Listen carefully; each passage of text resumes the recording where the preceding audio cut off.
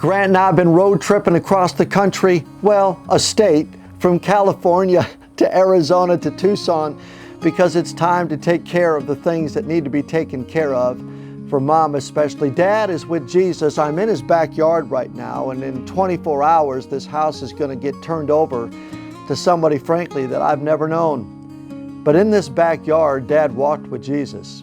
In this backyard, Dad spent 7 years building a wall that some stones are hundreds, if not thousands of pounds, and he did it all by hand. Dad told me before he built the wall, Danny, I want to go have a long walk with Jesus.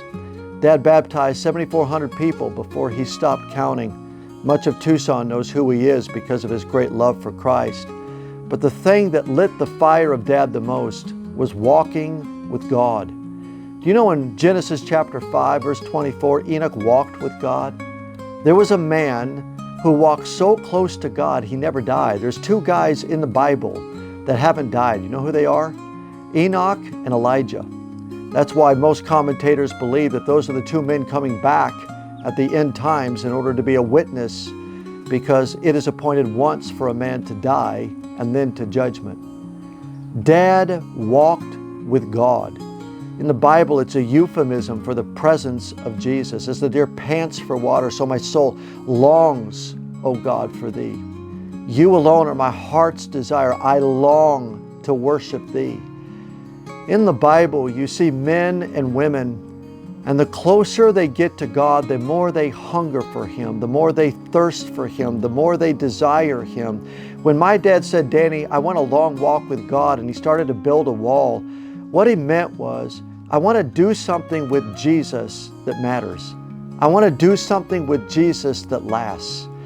And I'm sitting on a wall that's going to last probably until Jesus returns. I didn't turn this property over to nobody.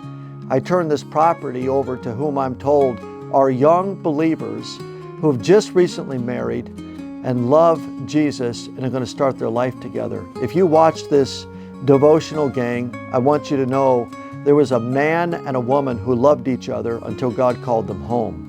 And I want you to know that there was a man and a woman who served Jesus faithfully in Tucson. The baton is being passed to you. It's your turn. Dad walked with Jesus. Mom walked alongside Dad, walking with Jesus. May you do the same. As I go back to California with Grant, as we take a few things to clean out the rest of the house, I'm reminded even for myself that the mission isn't what you leave on planet Earth. The mission is what you leave for Jesus. May God cause us to walk so intimately with Him that one day He says to us, hey, you've gone so far from your house, you're closer to mine. Why don't you just come home with me? And then when we see Him, He says, well done, my good and faithful servant.